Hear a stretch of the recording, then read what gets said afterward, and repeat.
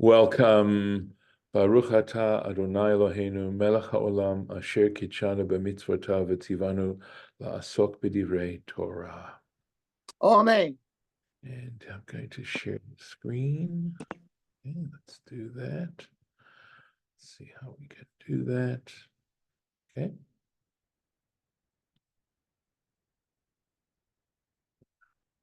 Okay, let's take a look at this here.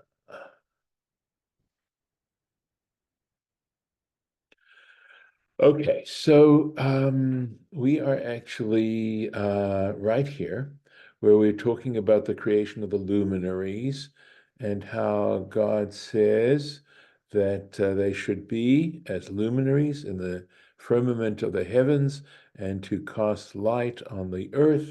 And it was so. And before that, it says that God created the luminaries. He says what purpose, right up here, to distinguish between the day and the night, and they shall be for signs and for appointed seasons, in other words, the festivals, and for days and for years. Okay. So in our previous comments, we have said that essentially the moon is used to calculate the festivals, but the way the lunar months are calculated is also through the sun and the sunset and according to those days. So the question is now, what about the years, ושנים, right? Mikan remes, he says from here there is an allusion. It's not a direct statement, but it's sort of an allusion. Shemavarchin alachama bitkufata, that one makes a blessing over the sun at its moment to kufata. Here means that he's going to explain exactly what that means. All right, so let's take a look. And this is Nun, section Nun, here, right here. Tkufat machzor hachama. So the sun itself has a cycle. Just like the moon has a cycle, the sun also has a cycle. And saviv legalgala, meaning in around its cycle, he achat lekafchet shana. It's once every 28 years. So every 28 years, we have something called Birkat HaChama, the blessing of the sun.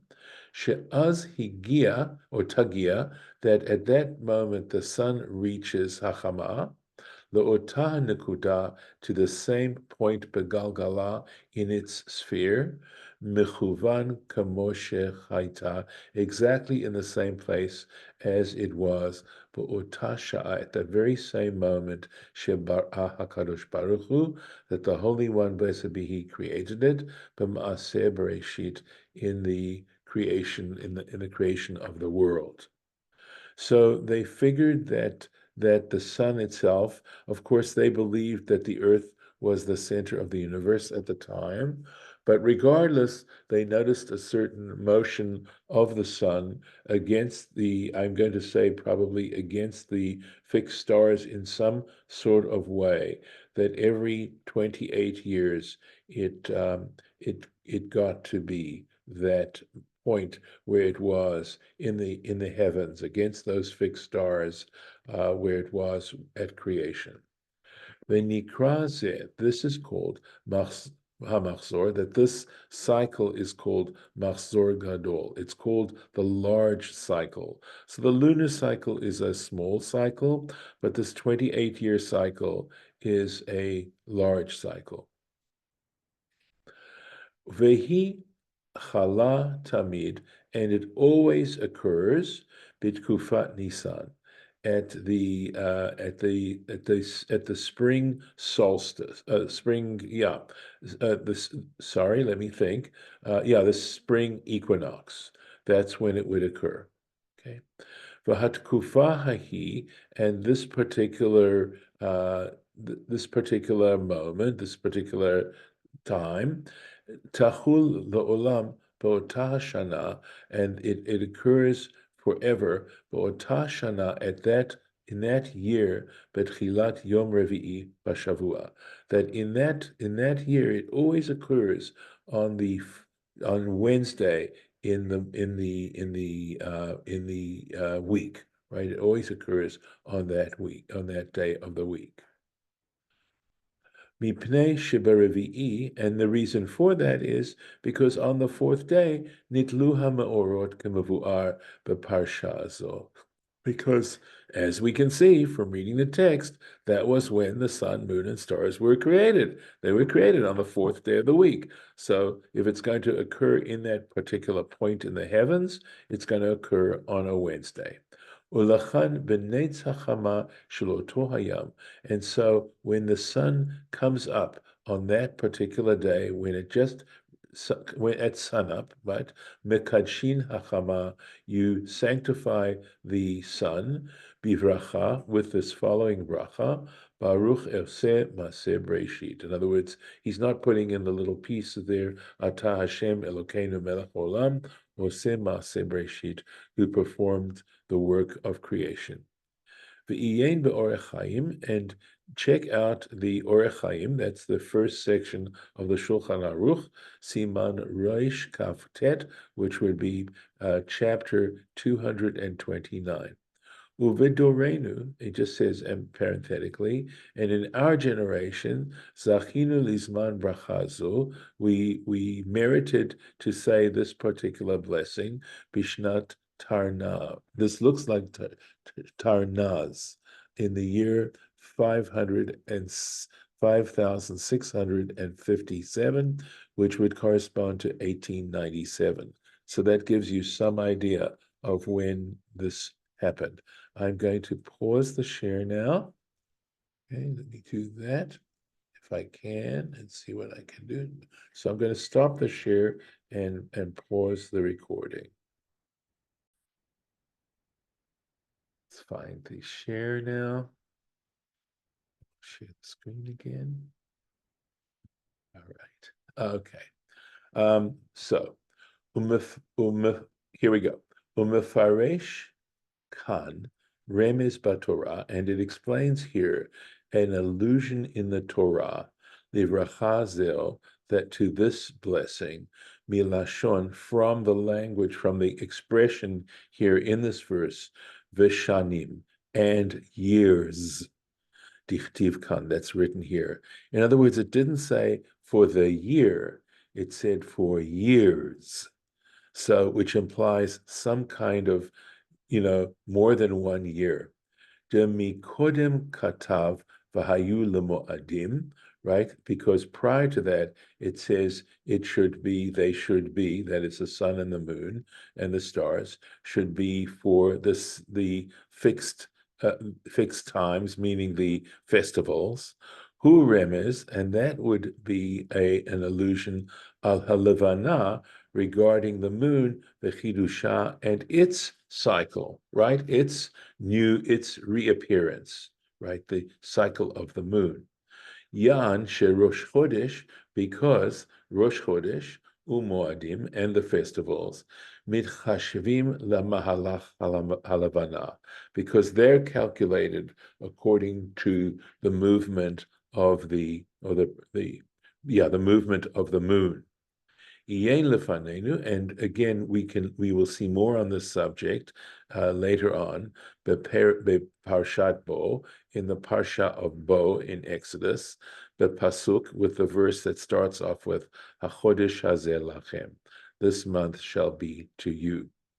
Veshuv Katav, and again, it's written Vishanim, that it says and years, Remez Lachama, and that would be an allusion for the sun, Shemachazeret Begalgala, that it completes its cycle, Mimeshech Shanim, the Shanim, from 1 year to the next, Kemuvuar, as has been explained. Ach tzarich iyun. He says, well, it's not such a simple matter. One needs further investigation. The lechaora, because apparently hevei chiyuv bracha zo, that the obligation to make this particular blessing, rak Rabbi Yoshua, that it would make sense that only according to Rabbi Yoshua would one make this bracha.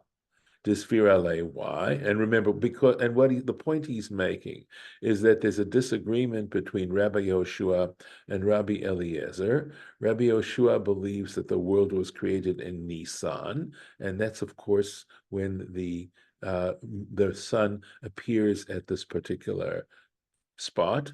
And Rabbi Eliezer says the world was created in Tishrei. So since he's saying that the sun it occurs at its original spot in Tishrei, and it only happens in Nisan, wouldn't this blessing, that the obligation to make this blessing, only be according to Rabbi Yoshua's opinion? Disfira, why? Because he holds, and this is found in Rosh Hashanah, the tractate Rosh Hashanah, page 11a, Benisan Nivra Ha'olam, that the world was created in Nisan. V'lo Rabbi Eliezer, and he doesn't hold like Rabbi Eliezer, the Betishrei Nivra, who says that the world was created in Tishrei, 6 months, either earlier or later. Uvarai tazu stamahi. And he says this, but what's interesting is that the source that gives this Birkat HaChamah, if we look at it, right? Well, this is right here. There's no rabbi associated with it. That's when it says stama. Stama means it's a source that isn't attributed to any particular rabbi. Ulefize, and because of this, mikan, this would be ra'aya lema shekatvu hatosafot, that this would be a proof for the Tosafot to say that that's the place in Nisan where the sun occurs at its original spot. Baruch Hashanah Kaf Zayin, in Tractate Rosh Hashanah, page 27a, and this is the Tosafot. Remember, these are Rashi's grandchildren who very often argue with their grandpa, but basically develop the halacha, or develop the ideas of the halacha in new kinds of ways.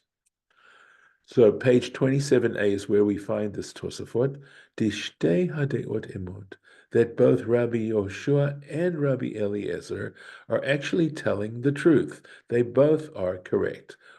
How do we harmonize this? Well, we had it before, and we'll just repeat it here. V'hainu, and that is to say, Shebetishrei Allah b'machshava, that God considered creating the world, had an idea to create the world in Tishrei. Lehib arot, I think it's lehib arot, to create it. V'lo nivra ad Nisan. However, it wasn't actually created. In other words, the actual creation took place 6 months later. Ye'uyan sham, so he says, look it up over there.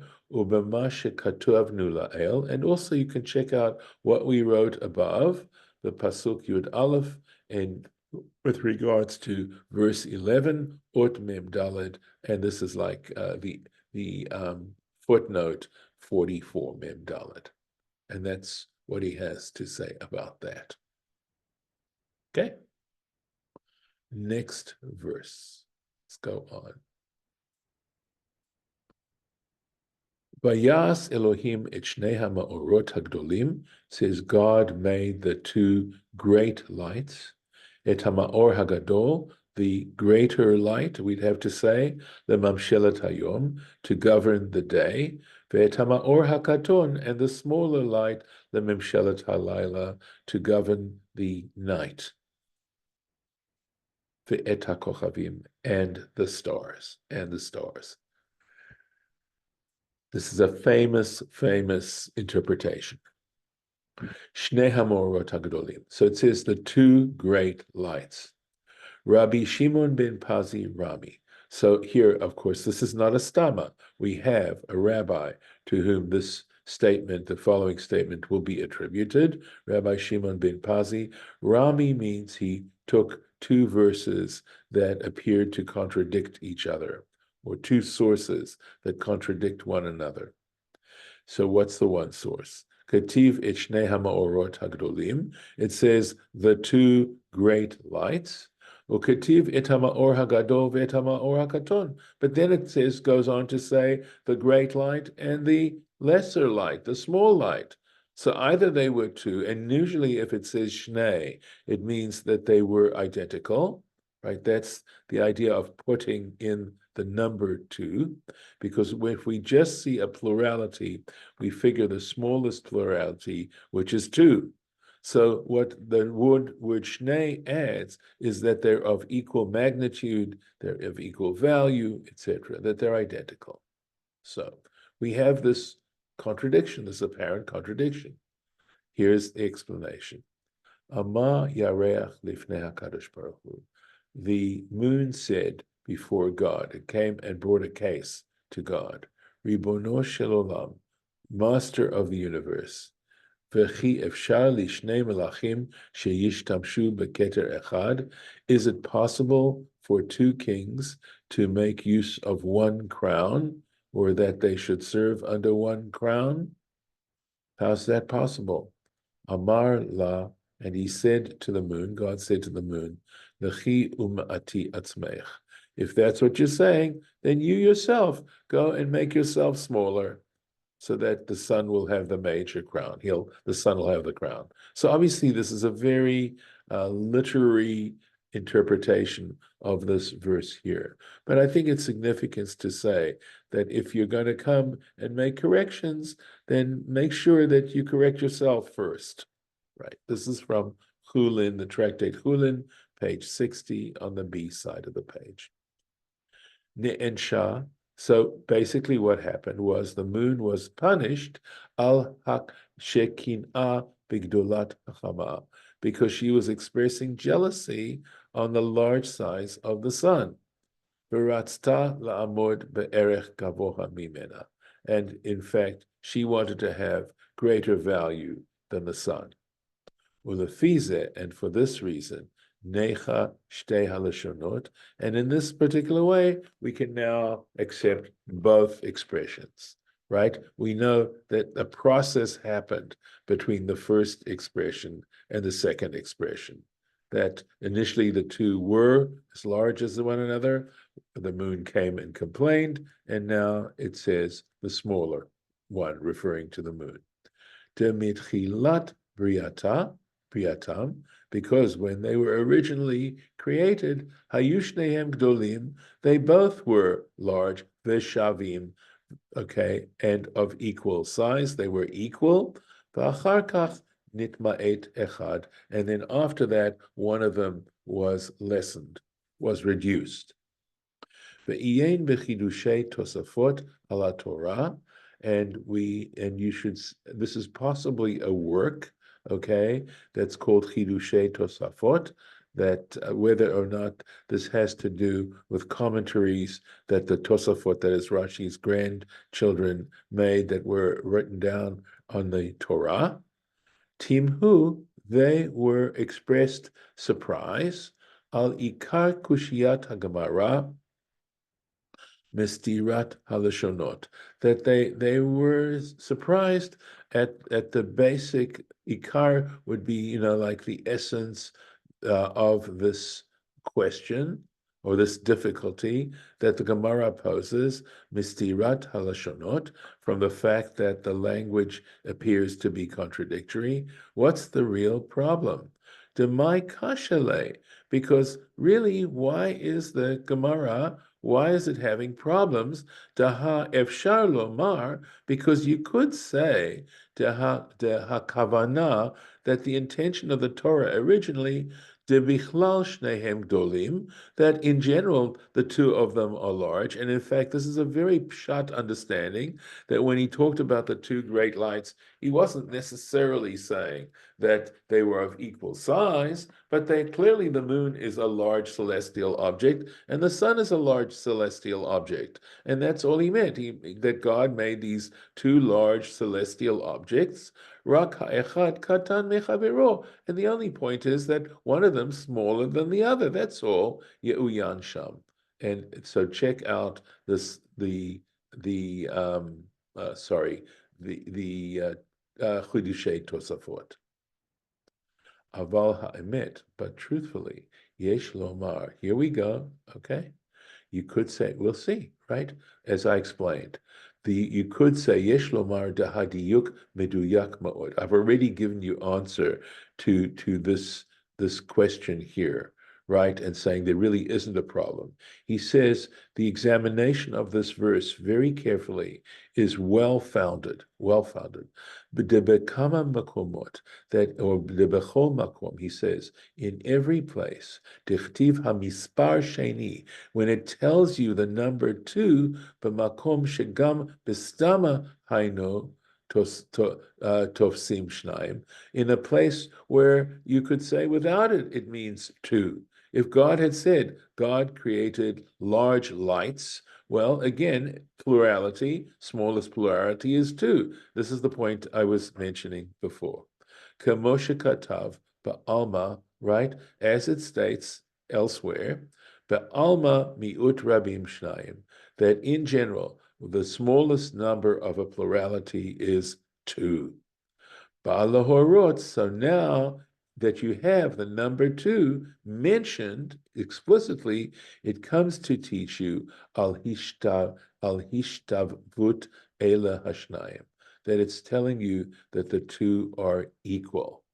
V'cha darshinan beyoma samach bet bet, and so we expound in Yoma as an example on page, it looks like 62b, al ha pasuk shtei tziporim, where the verse says two birds, referring to the offerings that were brought by the leper when they would cleanse themselves. Okay, and it says two birds, Parshat Metzora, Parsha Metzora. Shnei Seiri Izim, another example, when it says two goats, two young goats. That if it says two, they need to look exactly the same age, basically same looks. And that's in Parshat Acharei Mot. And that's the Parsha where we talk about the rights of the high priest on Yom Kippur. Ma Talmud Lomar, what is the scripture teaching us in using the word shtei, shnei, or using the feminine or the masculine form of shtaim, of two, lelamed, to teach, sheyu shavim b'mar'eh, that they should look identical, uvekoma, and in height, v'chula, etc. Over Kiddushin Samachet Bet, and in the tractate Kiddushin 68b, Darshu, they interpreted Ki Tihiyena Leish Shtei Nashim, that when the Torah, let's see, yeah, when it says, the Torah says, if a man has two wives, Chetiyena Shavot, it looks like Me'am Echad, that they are, this is what it looks like, that they should both be equally of one nation. Uvetorat Kohanim, and in the Torat Kohanim, which is the Sifra, or it could also refer, it's the interpretation, the Midrash on the book of Leviticus, right? Regarding Parshat Emor, it's a Parsha in Leviticus. Lechem Tnufa Shtaim, it refers to a bread of waving, a wave offering, Shtaim, and it mentions the number two, Shetiyena Shavot, that they have to be the same weight, etc., and the same wheat, etc. Question? Yeah. The one before that, it didn't make sense to me that the two. I can't remember which one it was that I was unclear about. It was before the bread. I'm having a hard time hearing you, Judith. I'm sorry. So Before the example that you gave before the bread. And I yes. didn't understand how they Oh, could be equal. so well, you're talking about the two wives. Yes. I know. But it looks like I me. mean, they have to be sisters, or does it mean that No, no, you have to value them the same, or what? yes, I know. It's a great question. Me'am echad is what it looks like. In other words, does it mean from the same tribe if it talks about that? A man isn't allowed to marry two sisters. That's forbidden by the Torah. He's only allowed to marry sisters if one of them dies. If the wife he marries dies, then he can marry her sister. But he can't even divorce the one and then marry the other sister. According to the Torah, that is forbidden. So Wait. How did they get to there from Rachel and Leah? that's a famous question. Well, what happened was, of course, that was before the Torah was given. It's only after the Torah was given that these laws came into place. And that's it's a wonderful question, and believe me, people have asked that question, and I think that's the best answer I can give you, is the fact that this was before the Torah. The Jewish people did not exist as a people at that particular time. And we also know that I'm not sure that this is a factor in the answer to your question, but we know that Jacob's intention was to marry Rachel, and he was given Leah first. It's possible that had he been given Rachel, Leah could not have become his wife. It's possible. But we know that Laban tricked him and gave him Leah to begin with, and he had consummated the marriage. So the best answer simply is saying that Jacob lived before the Jewish people were given the Torah at Mount Sinai. Okay? I want to give you a chance to respond if you want to. Okay. Okay, thank you. I Okay. wanted. Good. Good. So again, we have lechem tnufa shtayim, the bread of waving, two of them, shetiyena shavut. V'harbe kaina. There are lots of such examples. V'im kain, right? And if this is the case, kasher gam kan. We now do have a difficulty. Ma Talmud lo mashnei. How does the Torah mention the two great luminaries? Al kain mora shishnehem shavim. So al porchacha. Perforce, you're forced to conclude that they had to be identical.